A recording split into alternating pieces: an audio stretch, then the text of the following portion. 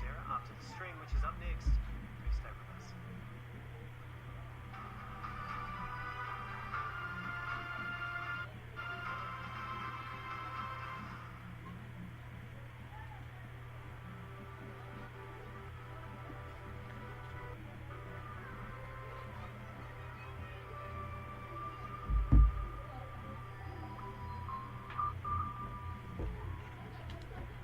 Have you ever felt freezing cold and wet in the rain? Do you remember how good it felt to dry off and wrap up in warm clothes? Feels like something so normal, doesn't it? Well, not in Palestine, in Gaza, where winter means tens of thousands of makeshift tents are battered by heavy rains and floods. Nothing gets you dry, you can't get warm, the cold kills. Well, today we're talking about winter in Gaza. I'm Stephanie Decker, and welcome to the stream, where we take digital trends and your online conversations and give them context.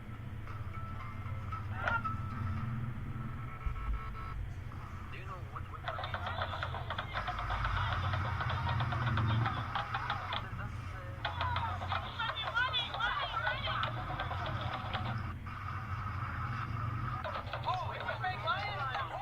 Their flimsy canvas thrown up after people's houses were bombed.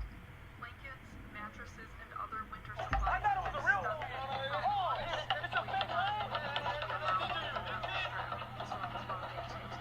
Every single day since the ceasefire.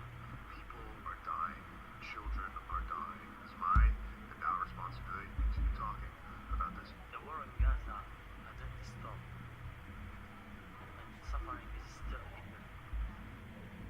The war in Gaza hasn't stopped, and neither has the suffering. Well, that's a sentiment we've seen again and again across social media as people try to keep Gaza from slipping off the radar as it's making less international headlines. Well, I'm joined today by two guests who both returned recently from Gaza. We've got Dr. Nada Abu Ayoub, a general practitioner and humanitarian doctor who was volunteering in Gaza. She left in October. And we have UNICEF spokesperson Tess Ingram, who was also on the ground in Gaza up until mid-December. Tess, let me start with you. You left in Next, I set a priority and a due date to keep things on track. I create custom statuses to organize my progress exactly how I want. I like to add the action items field so AI can show me the next steps. I had my teammates as watchers so they're in the loop. ClickUp makes work easy, from personal projects to running a multi-billion-dollar company. Click the link below to create your workspace for free.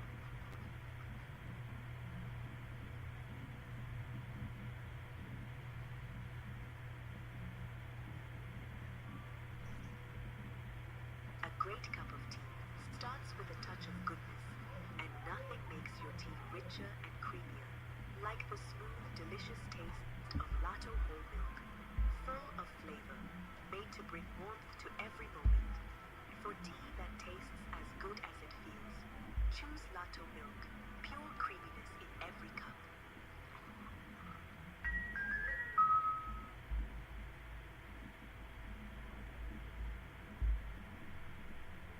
We need to understand the bigger picture of what's happening. So Gaza is at the moment under a illegal devil occupation system that kills every source of life and hope on a besieged population. So the bombing is still constant despite the ceasefire. The destruction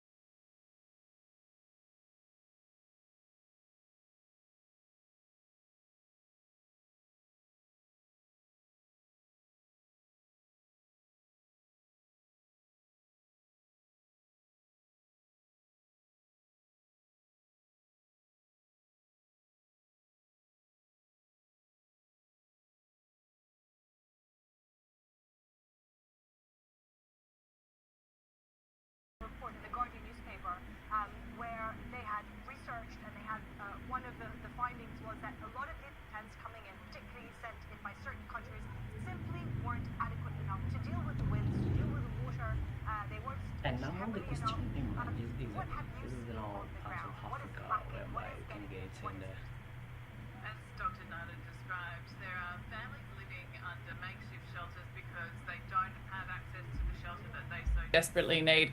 Tents have come in, but not in sufficient quantities for the hundreds of thousands of people who have had their homes destroyed, and more permanent transitional housing like caravans or prefabs are not being allowed into the Gaza Strip at the moment. And so what we see as a result is parents being forced to make an impossible choice.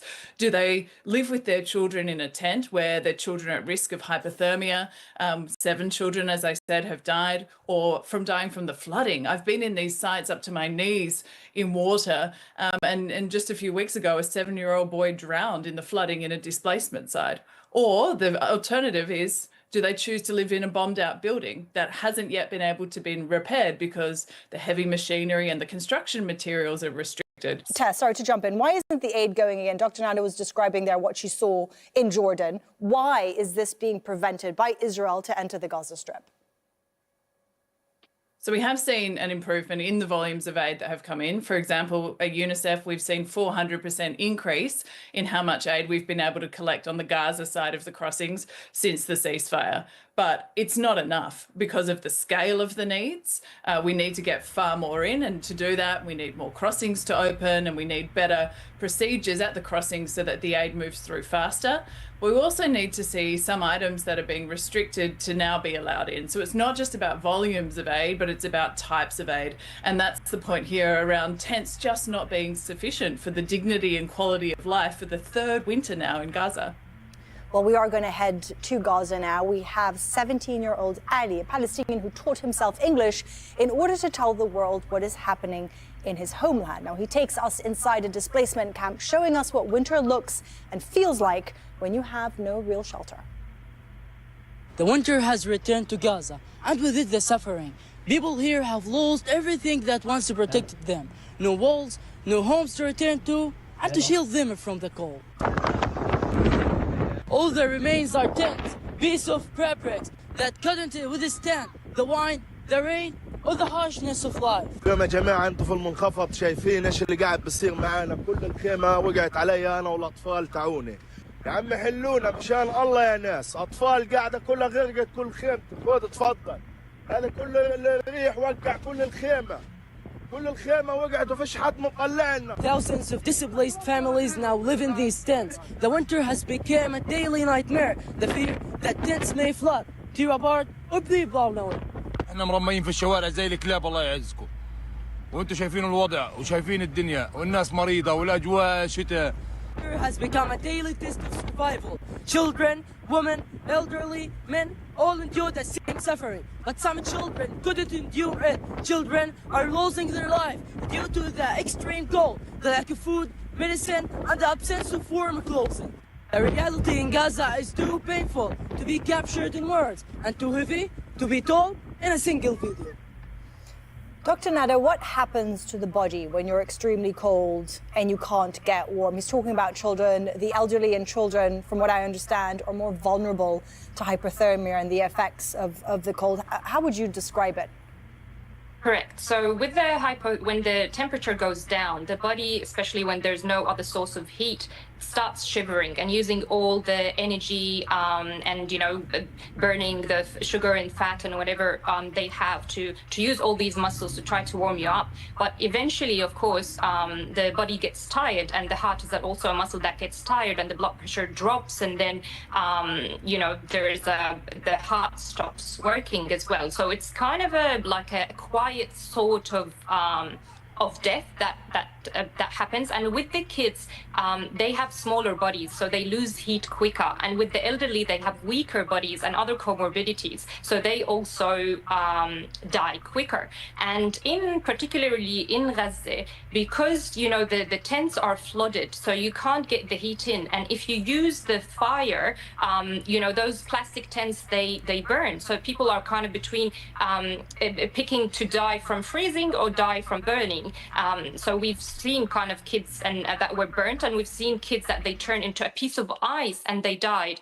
As Tess said, now 7 kids have died from hypothermia alone. And that's not the only disease that has spread in winter. Now, because the tents are flooded with the sewage water and it's very dirty, so there's a lot of diseases are spreading, like, for example, leptospirosis that comes from the urine of rodents. And then it can present with severe fever and flu-like symptoms. So it get misdiagnosed, especially that the labs now, the pathology labs don't have, they cannot run tests anymore. So it can easily be missed, and it causes chronic fatigue and in some severe cases death. And it's also contagious. On top of hepatitis A, when I was there, there was many cases of hepatitis A from dirty water, and kids were dying with cardiac arrest one after another because they're already malnourished, because they had a famine for a few months. And after the famine, the quality of food that goes in is really bad food. It's only canned food and chocolate. It's not really nutritious food at all, and it's very expensive, and money is not allowed in. So as I said, it's like suffocating from every direction. So when they have those infections, the medication is not available, and you know, there's no enough beds, and basically they die because of the severe electrolytes imbalance. Like potassium goes really low, and that causes arrhythmias in the heart. And then kids and elderly, especially because they're weaker and smaller, they die from the heart stopping, a cardiac arrest. And I've seen many cases. I'm sorry. Let me just jump in there. I want to get back to a little later about the state of the hospitals right now. But Tess, you work with children. You about the parents. I think the instinct, isn't it, of a parent is to protect your child, particularly from something that we on the outside think is something so easy. You know, you bundled up your child in a warmer jacket, you put on a scarf, you put on a hat, you take them out of the rain. Parents can't do that in Gaza. What have you witnessed? It's something that I heard constantly, actually, Stephanie, that despair of a parent knowing exactly what their child needs, but not being able to meet the needs of the child, and seeing them get sick with disease, as Nada described, or malnutrition or hypothermia. And all of these things should be preventable, particularly now, 3 months into this ceasefire, when aid should be flowing at scale to allow us to address more of these needs. But yet we're still seeing this, and it's every parent's worst nightmare. As one father said, he said, you know, I cannot access firewood, a heater, electricity doesn't exist in Gaza, and I have no walls. How am I meant to keep my baby warm? And I met another mother, Nesreen. I was actually walking through a flooded displacement site when I found her 7 months pregnant, staring at the shelter, and she had 5 children and a 6th on the way. Her husband had been killed just a few months earlier in an airstrike, and no options for that evening. How to get the kids dry, how to have somewhere for them to sleep that night. And UNICEF is able to help, thankfully, in some cases. We've provided thousands of tents and hundreds of thousands of set of winter clothes for children, thermal blankets, almost 1 million of those, but it's not enough. And we really need to keep bringing in more because the needs are so great. And that's always the message, isn't it? It's not enough, and yet enough doesn't seem to get in. Well, we have this next video from Gaza from Zainab Alwan. She's a woman who used to be an English teacher, and she's now coordinating fundraising efforts to get essentials and warm clothing to children. Since enough aid isn't making it into Gaza, as we've been saying, she's working through a small family-based foundation to try to fill the gap as much as possible. كيف الجو بيكون؟ بارد. كيف هذا بدفي؟ حلو عليكي. As you know, our children lack most of things. They lack warm clothing, shelters, blankets, mattresses, and proper shoes. For us in winter, we know that our children could not buy. These things affect greatly on their physical and psychological well-being. Warm clothing may seem as a small thing. We can provide it for our children, but it can make a difference in our children's life. As you know, our children live in tents, live in damaged homes. We provide for them these warm clothing in order to give them a sense of safety, in order to allow them to move, to play, and to learn without being afraid, without having a pain caused by cold and rain. For me as a teacher living in Gaza, living the displacement period and losing my job, my income, gives me a deep a deep understand of the suffer of people around me, my people. Our children need a lot of things, need to be protected. Such simple things that we take for granted on the outside, isn't it, that are lacking and denied inside Gaza. Dr. Nada, you've done incredible work. We've talked to you before on the show. You sent us clips from absolutely horrendous conditions in the hospital that you were working under. I understand you were mentioned by name by Israel to have to leave the Gaza Strip. You wanted to extend your stay to help in the hospitals. Can you tell us a little bit about that and your reaction to it? Yeah, sure. Well, because first I've been told before we go that we're not allowed to post anything until 6 months after we leave Gaza and after the approval of, organizations and being reviewed and things. It's kind of as a way to silence you, not to do what's happening.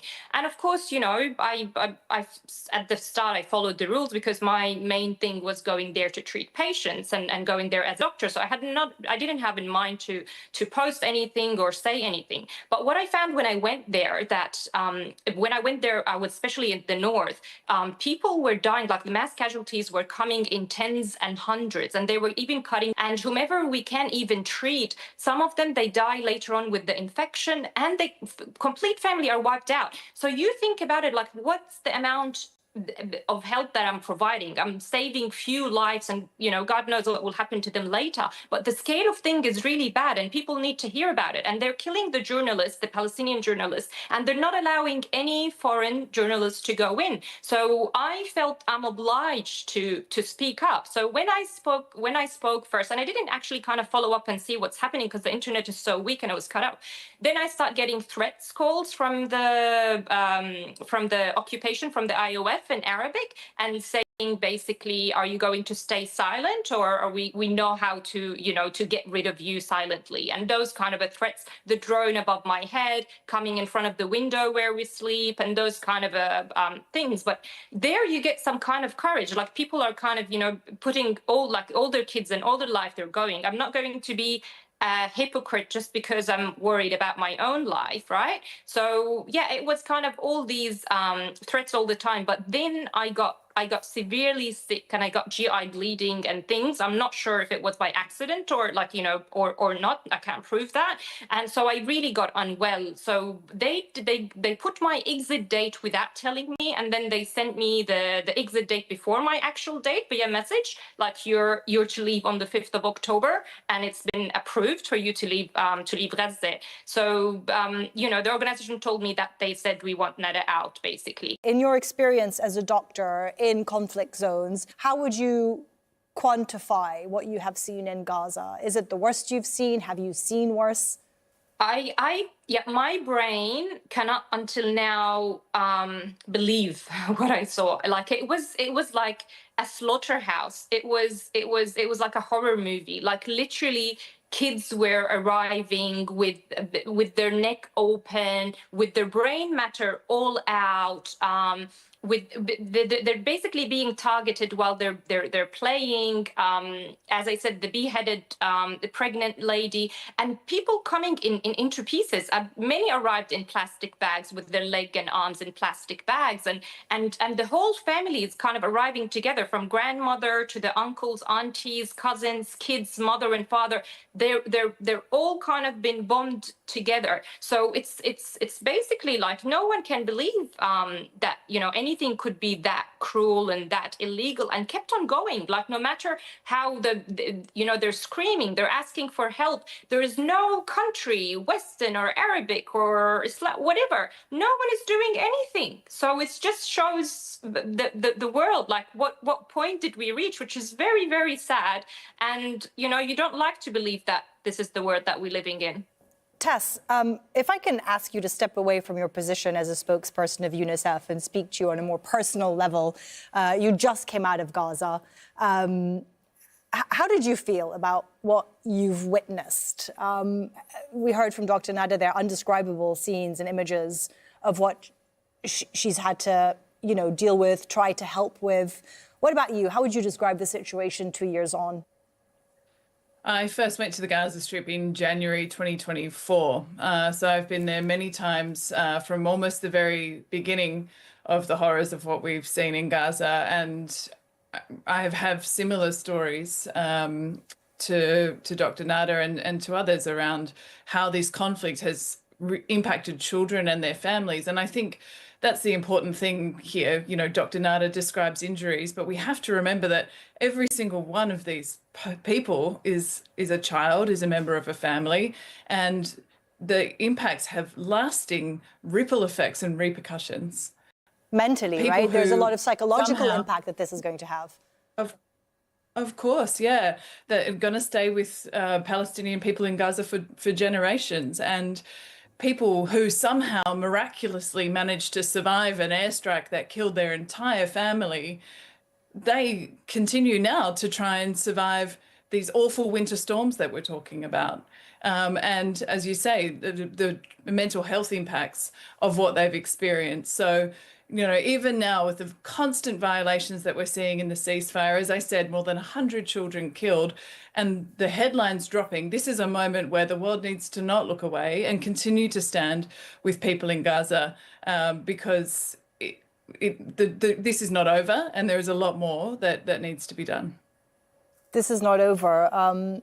Dr. Nada, what do you think is going to happen if nothing changes? There's a ceasefire, so on the surface, people think, oh, well, that's great news, right? But I mean, people haven't been able to go home. They haven't been able to rebuild. The infrastructure, the social fabric of Gaza has been completely annihilated. They're living in tents. They can't even survive, you know, a storm, rain, high winds. How do you see things moving forward?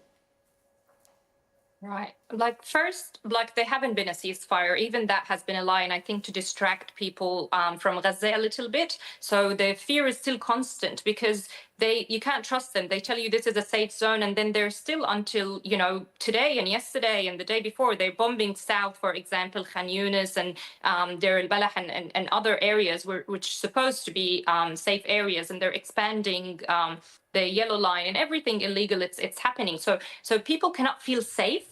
They're still sitting outside their tents. I've lost many friends that I know now, nurses and doctors, who were sitting outside and they got bombed during the ceasefire. So first, there is no ceasefire, and the situation is unlivable. So talking about winter now, even the houses that are destructed are falling on people and they're dying. And you tell people not to go there; it's not safe. But they tell you we don't have other option. That reminds me when they were going to the GHF sites, which were death traps, and you tell them not to go, but they were desperate because they needed to bring food to their kids. And you know, just talking about winter before I talk about kind of what I think will happen is now as well, respiratory diseases and COVID are spreading. And when I was there, unfortunately, we couldn't treat elderly that comes with respiratory infection because there was no oxygen and no ICU beds. And the priority are for younger people who have a higher chance of survival. And they used to cut the electricity on the ICU patients and they die that way. And the first patient that I met in Gaza, it was a little girl. Her father was carrying her. She was unconscious. And she died later on just from low potassium because of the dirty sewage flooding water. And then after a few hours, her brother came and he's like, please, can you save my son? Which thank God we managed to save him, but he wasn't able to walk. So to that extent, they're desperate. It's unlivable, and it's sad to see that now people are shifting. They're so attached to their land and they fought so much. But now most of the people in Gaza, they just want to, they actually want to, unfortunately, but they just want to leave to live and let their kids live because no one is helping them and they're tired. I think it's important to remember that it's, you know, Israel controlling the border crossings. The Rafah crossing is also controlled by Egypt. So many calls for things to change, a lot of good work being done by both doctors and NGOs in the United Nations. Ladies, unfortunately, that's all we have time for today. Thank you for coming on and giving us your stories from what remains very much a very, very important and pressing story. And thank you for watching. From me and the entire Stream team, I'll see you soon.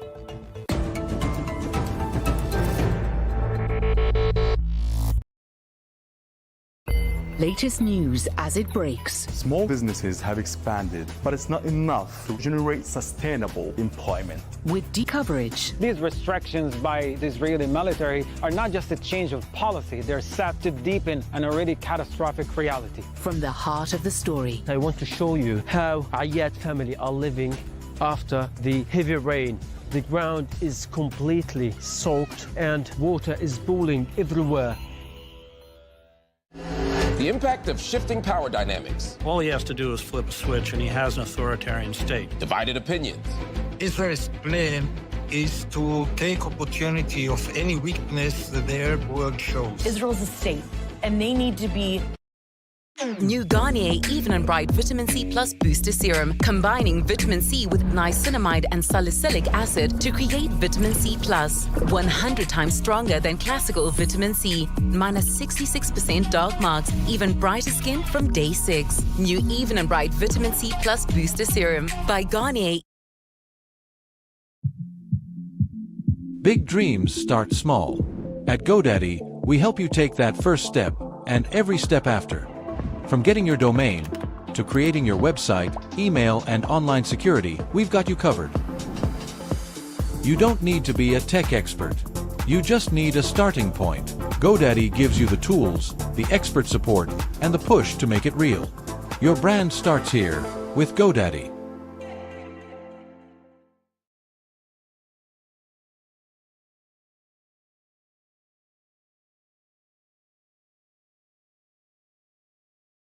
Going down. Upfront takes on the big issues on Al Jazeera. When cancer affects a family, it can threaten everything. But one man refuses to let it take the one he holds most dear. Suddenly, I find myself alone. Between hospital visits and quiet moments at home, care becomes devotion. Hassan is everything to me. Al Jazeera World tells the story of a mother and son fighting for what truly matters in life and death. Super Saliha on Al Jazeera. The pilot has decided to start airdropping humanitarian aid supplies to the affected local communities. Today, millions of Afghan refugees and internally displaced may still have to wait and hope that one day they will have a place to call home.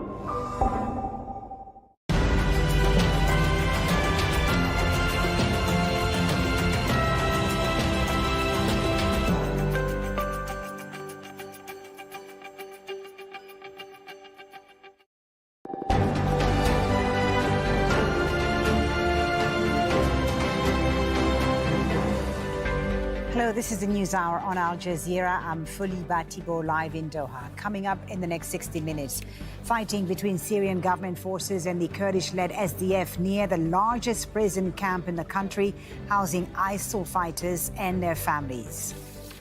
The World Atomic Watchdog says Ukraine's Chernobyl nuclear plant has lost all off-site power after a series of Russian strikes on Ukraine's electricity grid.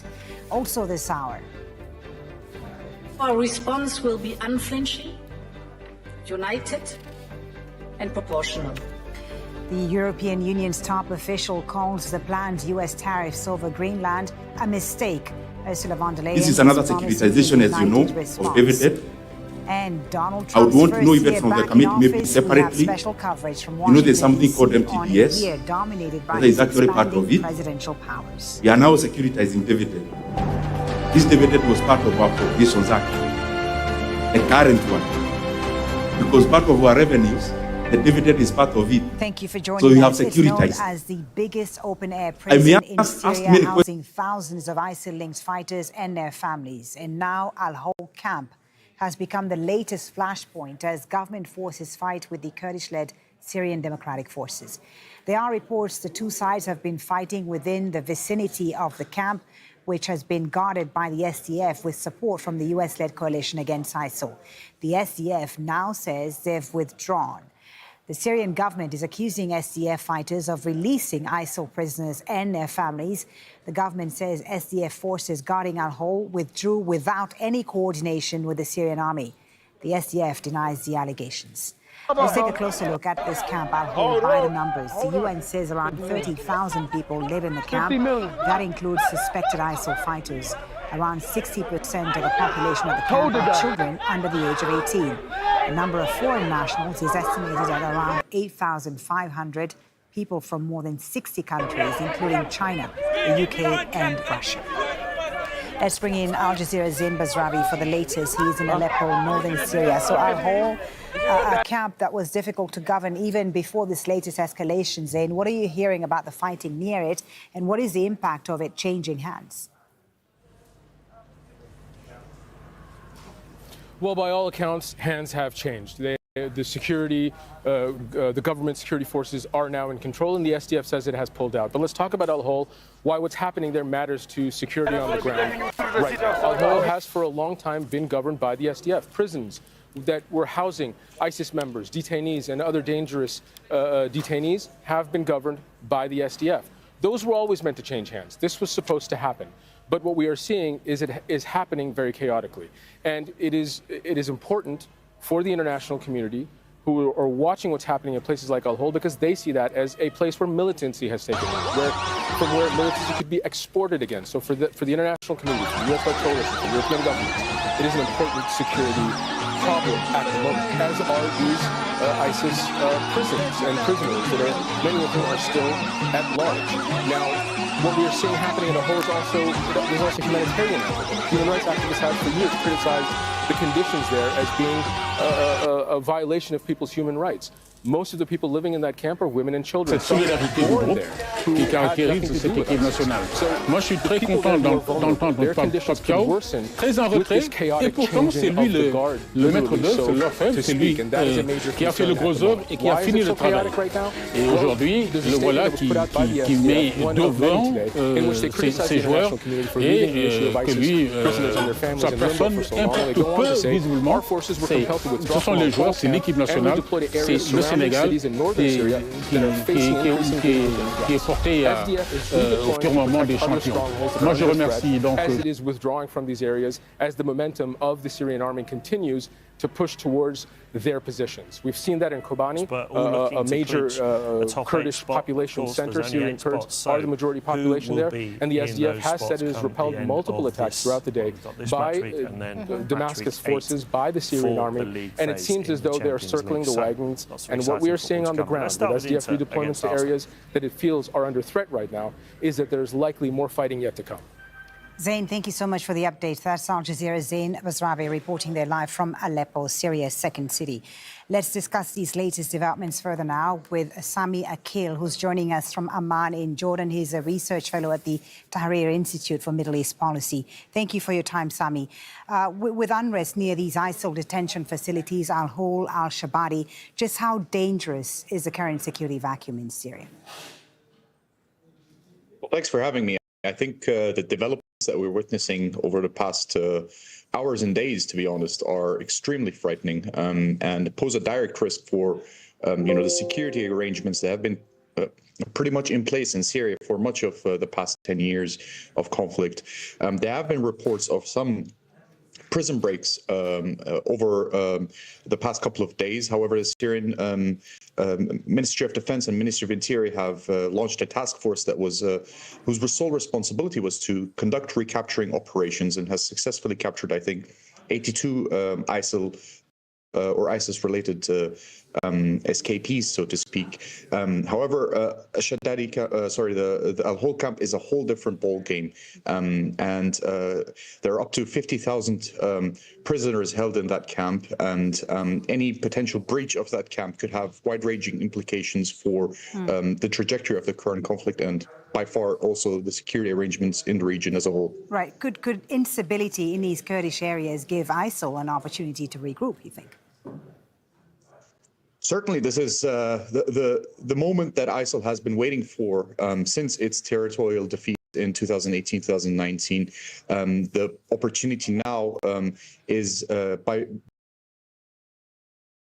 by far its biggest opportunity to regroup and conduct wide range of operations across Syria. So I believe that ISIL has been waiting for this opportunity, and should a breach happen, then it will pretty much be up to the international community and local Syrian partners to contain the issue before it spreads. Yeah, there's an agreement which was announced between the central government in Damascus and the SDF, the Kurdish-led SDF, but there's no visible political momentum right now with these skirmishes and the fighting still happening on the ground. What do you think needs to happen, Sami, for this agreement to be salvaged And do you think the central government in Damascus can realistically stabilize these Kurdish areas without offering meaningful local autonomy? Well, the window of opportunity is narrowing down quite significantly. I think the first step would be to make sure that the Syrian armed forces, especially the tribal and Bedouin members who have risen up in those areas due to years of repression from the SDF, are contained, and that there is a significant command and control structure in place to prevent their entry into the Kurdish-dominated areas, be it in Hasaka or in Kobani or other areas. So I think that first step needs to occur. The second step would be to engage in a diplomatic solution along the frameworks of the agreement that was signed 2 days ago, and couple that with international pressure on the SDF to abide by the international consensus for the SDF to integrate into the Syrian government apparatus. I think if those two things do not occur, then we may be approaching to a worst-case scenario. Right. But we're not there yet. However, the window's narrowly closing. And Sami, what's also concerning here is that we've seen protests in Turkey and Iraq in support of the Syrian Kurds. How likely is that to evolve into a broader Kurdish mobilization beyond Syria that could destabilize the region? Well, this is definitely a key spillover effect of what's been happening in Syria over the past couple of days. So far, the situation has been contained, but we're seeing a wide range of protests in Iraq, in Turkey, as well as the Kurdish diaspora in Europe, in what they perceive to be a looming genocide, so to speak, that may happen or may not happen in Syria. But I think cooler heads need to prevail, and a diplomatic solution needs to be achieved to prevent this situation from spiraling out of control. Thank you so much for speaking to us. Thank you for your insight. Sami Akhil from the Tahrir Institute joining us there from Amman, Jordan. Thanks for having me.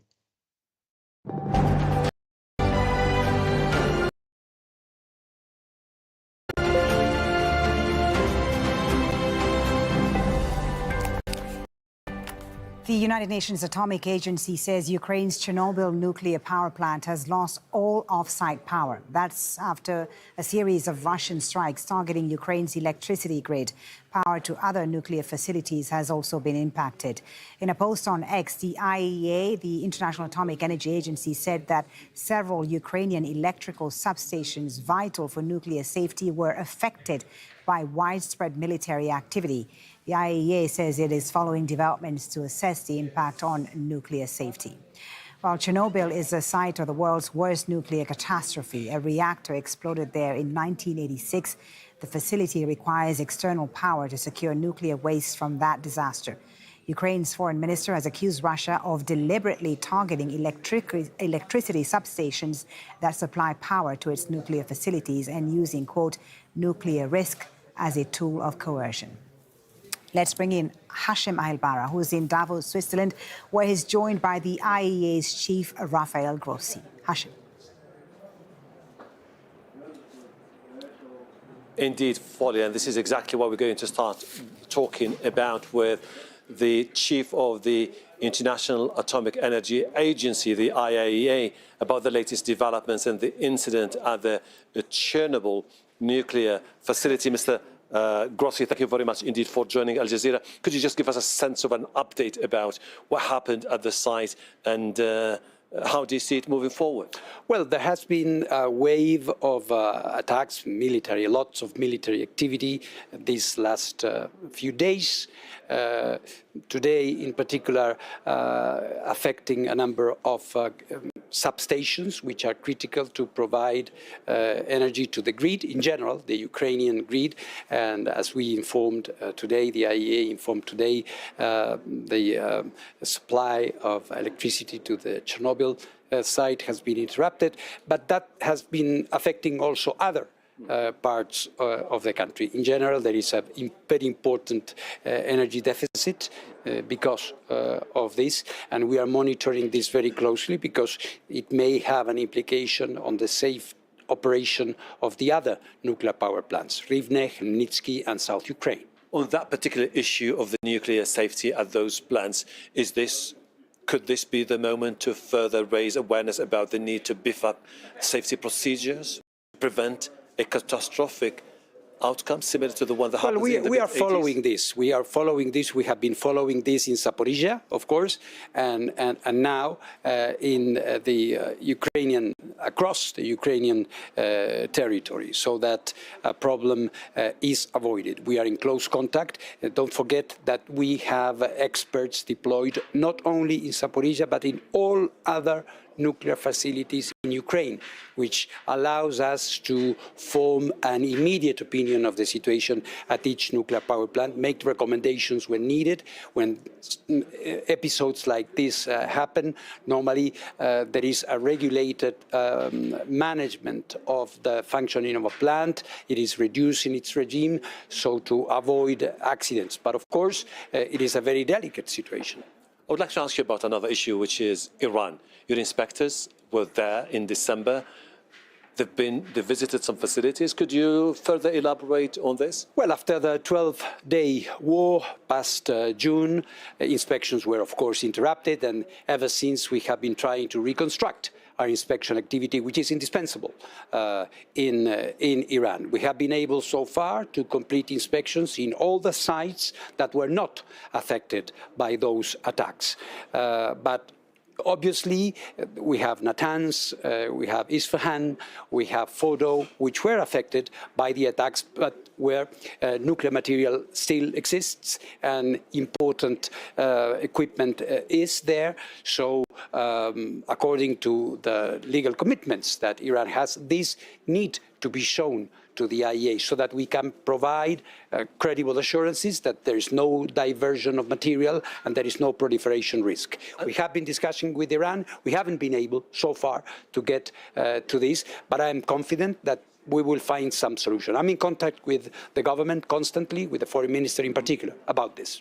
Until a few days ago, there were a chance for an airstrike or attacks targeting Iran, which raises tension, and this leaves the option for a way out of the crisis very remote, particularly a new nuclear deal with Iran. Where does it leave you? Where does it leave the work of the IAEA and your teams on the ground? Well, that convinces us even more of the absolute necessity of our work with a restoration, with a full restoration of the inspection work of the IAEA there, with a long-term diplomatic solution of the situation around the Iranian nuclear program. The possibilities of further attacks will diminish dramatically, almost to zero. So this convinces us even more of the urgency to find common ground, and I hope we will be able to do that. Thank you very much indeed, Thank you very much. Mr. Rafael Grossi. It's always a pleasure talking to you. Foddy, as you saw earlier today, it was a busy day here in Davos with talks about future relations between the EU and the Americans, fears about further instability, and the attempt by the Europeans to salvage a deal with the American administration. Otherwise, the Europeans are saying that they are going to Brussels on Thursday with the potential of triggering the so-called trade bazooka, an instrument the Europeans never used, and many fear, if used this time, it could mean that American-European relations will never be the same again. Hashem, thank you for that. Hashem Mahelbara in Davos, Switzerland. And as Hashem mentioned, it's a busy day in Davos. Also on the agenda, Donald Trump's demand for a U.S. takeover of Greenland. The French President Emmanuel Macron has been speaking in Davos, and he says France stands with Greenland and Denmark. France and Europe are attached to national sovereignty and independence, to the United Nations and to its charter. And it's not an old-fashioned way to live multilateralism. It's just not to totally forget what we learned from the Second World War and remain committed to cooperation. And this is also because of those principles that we have decided to join the mutual exercise in Greenland without threatening anyone, but just supporting an ally and another European country, Denmark. The European Commission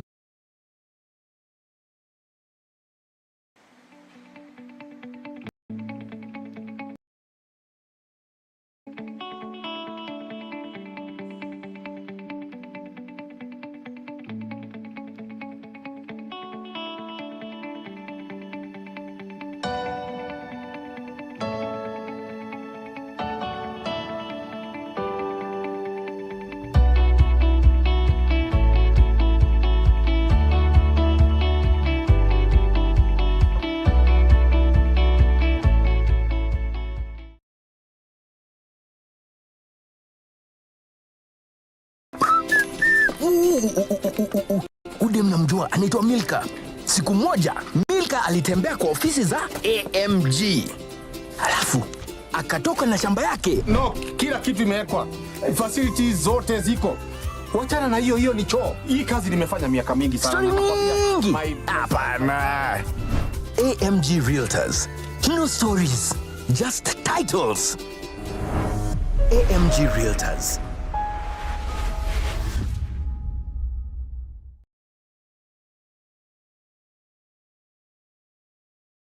Ceasefire agreement enters its second phase.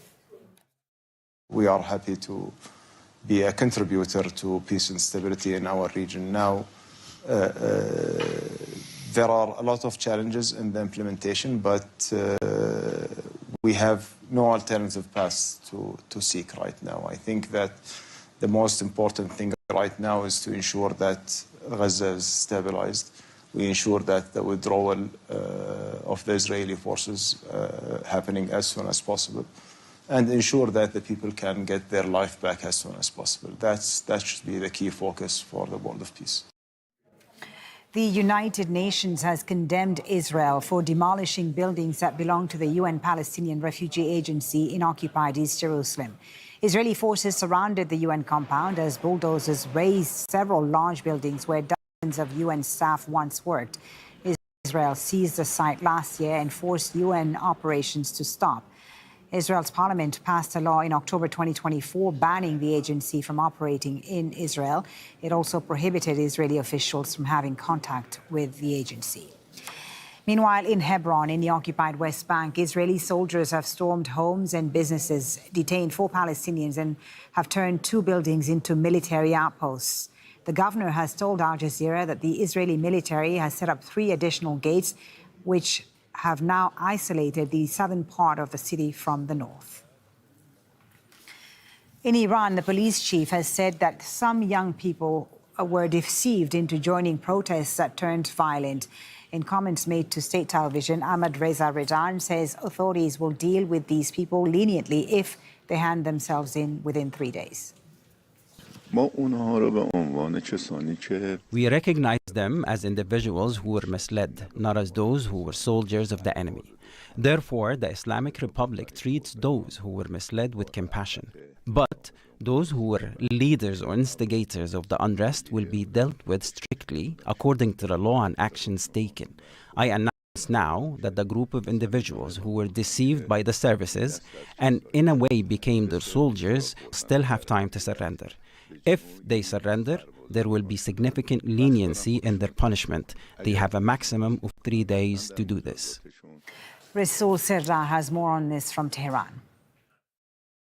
Well, it's difficult to say whether they will be turning them in or not, because the disconnect between the government, between the state and the people, the rift between state and people has been a long issue here in Iran, and there is very little trust between the two.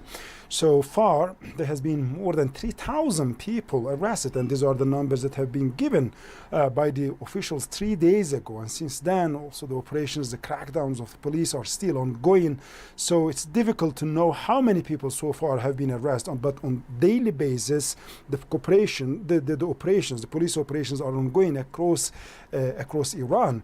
And now that the country's police chief, Ahmad Reza Redan, saying that those who have been deceived by social media and other means and have been committing the crimes have 3 days to come and submit themselves to the police stations, the security officers, or the judicial institutions, and saying that if they do so, this is going to be regarded as a good manner, and that could help them in their case when it comes to the judicial process.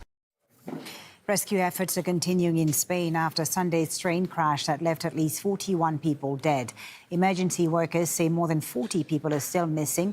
The accident was the deadliest in Spain since the 2013 crash that killed 80 people.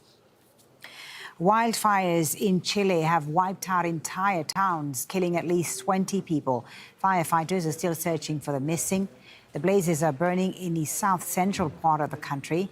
More than 20,000 people have been forced to evacuate, and thousands of homes have been destroyed. President Gabriel Boric has declared a state of catastrophe. The region has been hit hard by wildfires in recent years, especially during the hot, dry months of January and February. In other news, the UK's government has approved plans for China to build its largest embassy in Europe in the heart of London. But the decision has alarmed activists and lawmakers from all parties who warn that the site could make Britain vulnerable to espionage. Milena Veselinovic reports from London. They feared suppression at home, and now they fear surveillance abroad. These protesters don't want China to turn a historic building in the heart of London into the largest embassy of any nation in Europe. Among them is Chloe, a pro-democracy activist from Hong Kong, with a $130,000 bounty placed on her by the Chinese authorities. As someone who speaks out against them, I'm particularly concerned that, especially with my bounty, someone would kidnap me to the embassy and I would just disappear from there. She says she's been followed by Chinese men in central London. Many of those protesting here are activists who fled China and now fear increased surveillance from this vast new side. But opposition has also come from British lawmakers from across the political spectrum. MPs have warned that the building is too close to communication systems they say are critical to the UK's economic and national security. This is the site, covering around 20,000 square metres. And beneath this street run fibre optic cables carrying sensitive data from London's financial district nearby, as well as everyday communication from millions of people. Critics say placing a Chinese embassy so close to this critical infrastructure could leave the UK vulnerable to espionage. Britain's security service has warned that Chinese agents are trying to gather information and exert influence, though it has not formally objected to the plans. Activists, though, fear intimidation. In 2022, a protester was dragged into the grounds of the Chinese consulate in Manchester before being pulled back by the British police. China denies the new embassy would be used for spying and also denies harassing activists. And Britain wants closer trade ties with Beijing, with the Prime Minister Keir Starmer due to visit China later this month. He says national security won't be traded for economic gain. But the dissidents who sought refuge in Britain say that this embassy will make their safe haven feel less safe. Milena Veselinovic, Al Jazeera, London. To Pakistan now, where rescue teams are combing through what's left of a shopping mall in Karachi after a fire that killed 26 people. Authorities say at least 83 others are missing. Kamal Haider reports from Karachi. It's day 3, and firefighters are still struggling to put out the flames that engulf this entire plaza with over 1,200 shops. People, of course, were stuck there. Now, what the firefighters are doing is to try to put out the flames. They're using water hydrants in order to put the flame out. But such fires also need fire retardants. They're absolutely necessary in order to deal with such emergencies. There is, of course, widespread criticism that there was no timely response to this emergency that could have saved valuable lives. People, of course, blame the local city administration for inadequate planning and preparedness. Now, as you can see, part of the structure has collapsed because of the extensive heat. The building is not safe anymore for people to venture into. The number of missing is now standing at 83. And of course, there are fears that most of those people who are unaccounted for may be still inside, burnt beyond recognition. It will be a difficult job to recognize or identify the bodies of those people who may still be inside. Firefighters, of course, have not been able to go deep into this building because the fire is still smoldering. This is, of course, an emergency situation in a city which is ill prepared to deal with such crises. Now, according to the latest report that came out a few months ago, out of 266 buildings on main avenues, only 90 had fire alarms and smoke detectors. And that shows you the level of preparedness. The city administration and the government will have to get their act together in order to ensure that this does not happen again. Kamal Haider, Al Jazeera, Karachi.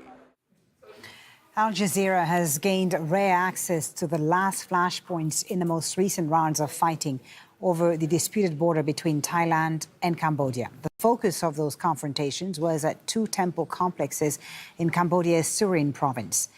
Al Jazeera's Tony Cheng reports from there. This is Hill 350, the most contentious point in the war between Thailand and Cambodia. And when you come up here, you can see why. Because this is one of the very few high vantage points in the region. From here, you can see deep inside Cambodia for about 180 degrees. It was fought over fiercely. It's changed hands a number of times in the last couple of months. This is both Hill 350. Lost the soldiers here. The Thais say they lost at least 2. We understand the Cambodians may have lost many more. And it was one of the strategic objectives the Thais had before they would sign a ceasefire. They now have it. That ceasefire has been held and has held pretty much for the last month. It has been broken on a number of occasions, but both sides are in communication and have managed to calm things down. That said, when you come to this region, it remains very tense, and you think things could change in an instant. Tony Cheng, Al Jazeera, Surin province, northeastern Thailand. Still ahead on Al Jazeera, it's been a year since US President Donald Trump returned to power for a second term. We'll have special coverage from Washington, D.C. on his first time in office.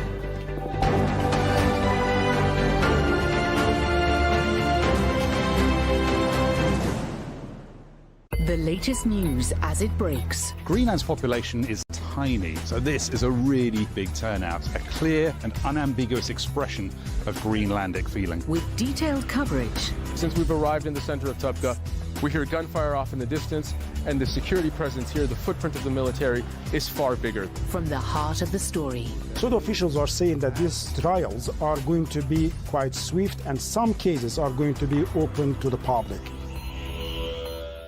The receding waters are slowly revealing the magnitude of this disaster. Many parts of Maiduguri remain underwater. More than half the population of Lagos live in informal settlements like this. There is a constant struggle to put food on the table and access to clean water and electricity here.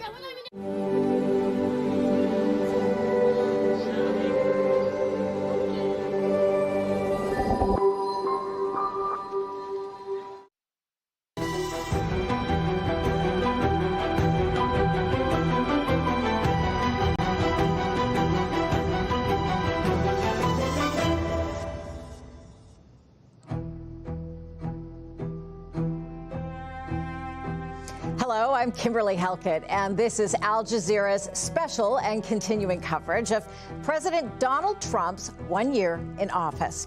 Well, upon his return to the White House, Donald Trump promised to upend the political establishment.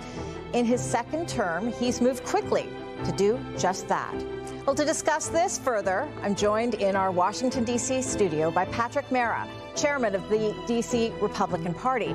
We're also joined here in Washington by Bruce Fein, former U.S. Associate Deputy Attorney General. But first, Al Jazeera's John Hendren has this report from Washington. Donald Trump telegraphed plans to expand his presidential powers. We're going to do a lot of things. You're going to see something tomorrow. You're going to see executive orders that are going to make you extremely happy. Lots of them. Lots of them. In the first year of his second term, he's expanded the boundaries of executive authority further than any president in modern history. He's turned immigration officers into partisan agents, sending them to democratically controlled cities from Los Angeles to Charlotte, targeting suspected undocumented immigrants in raids, some of them fatal. No!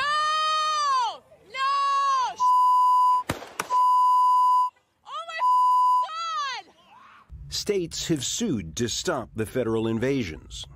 To ICE, get the out of Minneapolis. Massive No Kings rallies across the U.S. protest the consolidation of presidential power. We are done with this administration and their cruelty. He usurped the congressional power power of the purse, gutting the U.S. Agency for International Development and public media as his Republican allies on Capitol Hill stood idly by. He's turned the Justice Department into what critics call the Department of Revenge, targeting perceived enemies such as James Comey and Letitia James, with mixed success. He's expanded military powers, declaring alleged drug runners terrorist organizations and blowing them out of the water, and dramatically arresting Venezuelan President Nicolas Maduro in his own country on drug charges. Good night.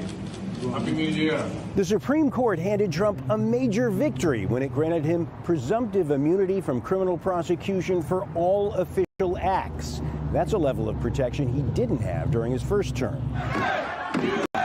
He shared his legal umbrella with supporters, pardoning 1,600 criminals convicted in the insurrection at the U.S. Capitol on January 6, 2021. He's reshaped the White House itself, with sprinkles of gold leaf and a $400 million ballroom that dwarfs the old East Wing it replaced. Now, Trump says, there's just one check on his power. Quote, "My own morality, my own mind. It's the only thing that can stop me." The historic expansion of executive authority has Democrats scrambling to secure control of at least one congressional chamber in the 2026 midterms, desperate to stop Trump's surging presidential power. John Hendren, Al Jazeera, Washington. All right, we want to talk a little bit more about this with our guests again in studio, Patrick Mera and Bruce Fein. Let me start with you, Patrick. President Trump has bypassed Congress, issuing executive authority on immigration, tariffs, agency closures. Is this leadership, or is this congressional Republicans ceding power to the White House? Thanks for having me here. Look, President Trump had 4 years after previously being president of the United States to sit and think about what he would do going forward. And so what you see with these executive orders is a president who's keeping promises. You may hear from time to time promises made, promises kept is something that the administration says over and over again, because the promises that President Trump made on the campaign trail, has assured that he is going to fulfill this time. And these executive orders are at least a way to keep a placeholder in place so that he is keeping his promise to the American people with a specific initiative. And so I am not surprised at all. Well, I think the comments are in some sense misplaced. You cannot run a campaign on violating the Constitution of the United States. Indeed, Mr. Trump couldn't take office without saying that he would preserve, protect, and defend the Constitution of the United States. Richard Nixon won a far greater victory in 1972 than Mr. Trump did in 2024. Over 60% of the popular vote, 520 electoral votes, 49 out of 50 states. He was impeached and removed from office for violating the Constitution within 18 months. I was part of that program. I was examining what were impeachable offenses that hadn't been examined since Andrew Johnson. And what we have with Mr. Trump on his first day in office, issuing these executive orders that are flagrantly unconstitutional. For example, saying that if you're born in the United States and subject to our laws, you're still not a citizen if I don't like your parents and think that they may have been here without authorization. He's decided on day one, I don't like the TikTok ban law. I'm not going to enforce it whatsoever. These are just examples of his ignorance and violating of his oath of office to support and defend the Constitution. So, look, again, I would say this is an incident of promises made, promises kept. We have checks and balances in the United States. He's saying we have courts. Patrick, he said we have another branch of the federal government. Use the president's own words. The only thing that can stop me, courts, no.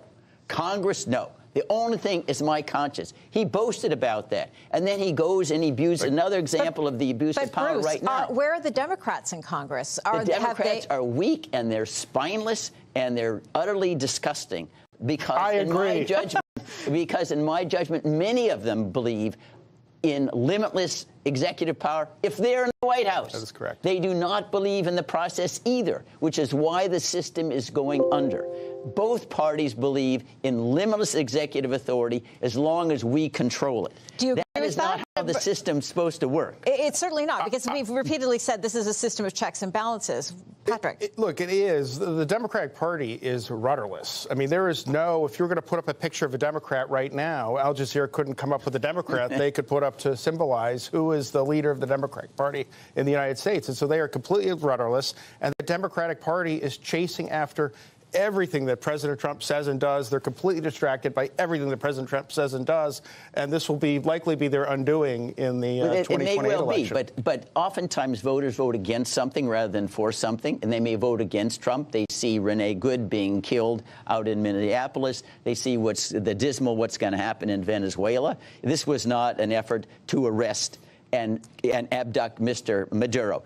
We are still there. Mr. Trump has said we are staying and running Venezuela until I decide we want to get out. Okay, and he has but no here's authority the thing. from Congress. And let's talk again about the use of the executive order as the authority that the president is drawing on. There is no authority to the executive order to violate the Constitution. Read Article 2. I have read the Constitution probably 5,000 times. It nowhere mentions executive orders.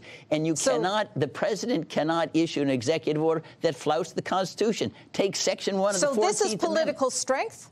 No, it's illegality. It's despotism. Remember, we fought a revolution in July 4, 1776 against kings, against King George III, for the king can do no wrong. We are now embracing what we revolted against in 1776. This is a counter-revolution Okay, well, let's look against at our tariffs entire and history. the president talking about executive authority for tariffs, because that is a real signature action that we saw almost out of the gate in the spring of 2025. Patrick, talk to me about the use of tariffs, because Republicans control Congress right now. Why have Republicans in Congress let the president take that power away? I think what you see so far, the tariffs are working. There were a lot of concerns initially about the tariffs from many different sources, but look, he's trying to create equality. I mean, we're not on equal footing with other countries. China's been... But does he believe that the White House is not the co-equal branch? Patrick, these are tariffs supposed to be for economic purposes. He tells Brazil, if you're persecuting Mr. Bolsonaro, who's my friend, I'm going to impose a tariff. He tells the European Union, you know what? If you don't let me take over Greenland, I'm imposing tariffs. These are not economic decisions. They're using tariffs to advance what his personal foreign policy is that he likes. And it's nowhere in the International Economic Emergency Powers Act. There's not a single word about tariffs. That is the revenue-raising authority that is entrusted to Congress exclusively. But why have Democrats not reclaimed their authority of oversight? Because the Democrats are just waiting till they get into the White House. They want to do the same thing. They are spineless and rudderless. Patrick is right on that score. They are the most ridiculously bad opposition that you can possibly imagine. But that doesn't excuse violating the Constitution, because the Democrats are so stupid and bad. Well, Patrick, I have to ask you this, though. Should one president be able to use his executive authority in this way? I mean, essentially what we've seen the president do is reverse decades of foreign policy by pen. Yeah, I think what you see President Trump admitting and recognizing that the world order is changing. And so he is adapting to the new world order. Or is he changing it? Well, no, I mean, the world order is changing. I mean, you have the rise of China. You have Russia continues to be an extreme threat. You have a number of other bad actors, right? And that relates a bit to Venezuela, for example. But with this, the executive authority, he's president of the United States. He's only doing what past presidents have done before him, like Joe Biden.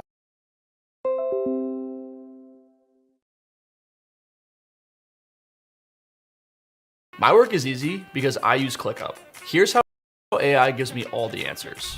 Since all our company info is in ClickUp, Brain can give me answers that no other AI would know, like what's our PTO policy. Questions I normally ask my team are now instantly answered by Brain, so I get what I need and my team doesn't get interrupted. And with AI web search, I have access to the entire internet, bringing real-time information directly into my workspace. ClickUp makes work easy, from personal projects to running a multi-billion-dollar company. Click the link below to create your workspace for free.